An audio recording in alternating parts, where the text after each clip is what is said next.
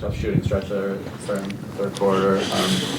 Beyond the misses, what do you think of kind of finding advantages and getting the opportunities? Yeah, I thought for the most part we found advantages, missed them. We'll need to see what our crashing numbers are. We ended up with more shots. We'll see what those numbers are. But I thought we went through some good moments of advantage creation and missing shots. But then I thought they turned their pressure up a little bit, and we just weren't sharp on the execution a little bit in the second half there. Is there, beyond shots going in, are there things you want to see in those situations when things are kind of spiraling a little bit? Well, I think the game's connected, right? So if they're not, you want to crash, obviously, to get extra possessions, which I thought we did. You want to try to get stops, which will get out in transition and get easy ones. And so I think it was a combination of, our defense, we weren't getting a lot of stops, and then we were having to play against a set defense. So I think it's connected. You want to get stops, get out and run. You want to crash, get extra possessions. What was breaking down defensively? They did a good job on their dribble drive. They're obviously the number one three-point shooting team in the league, so they spread you out and they force you to, decide. You have to guard the ball.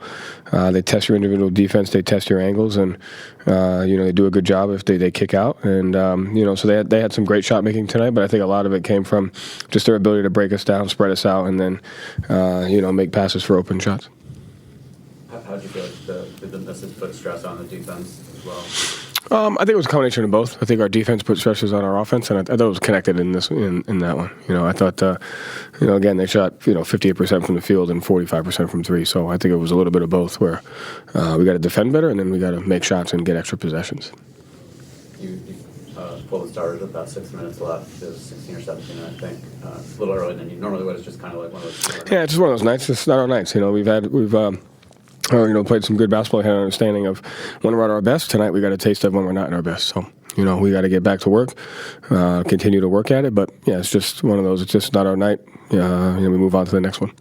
You guys were in such a good rhythm there for a while. Do you feel like the break kind of broke that up? I have no idea. Can't control it. So, regardless, we just got to continue to get better. You mentioned some of their shot making. Kuzma and Portis obviously have big nights. Is there anything specific you can try to do defensively? Well, I think with Kuzma, a lot of it was in transition. A lot of it was driving. It wasn't as much. He only shot 2 threes, so a lot of it was, doing a better job on tendencies, understanding, what his tendency is, and doing that. And I think Portis was a little bit of both. He was, 5 for 6 from 3, and then he got some post ups as well. But he played well. Those guys played well. We got to do a better job defensively on taking away their tendencies, being more disciplined in that, and then make them uncomfortable so they're not as in rhythm on their shots. Do you have to say anything to Sam? No, it'll be fine. He's good. Thank you, Joe. Thanks.